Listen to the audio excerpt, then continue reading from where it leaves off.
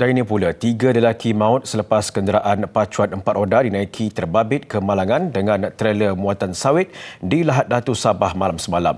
Kesemua mangsa yang tersepit meninggal dunia di lokasi kejadian.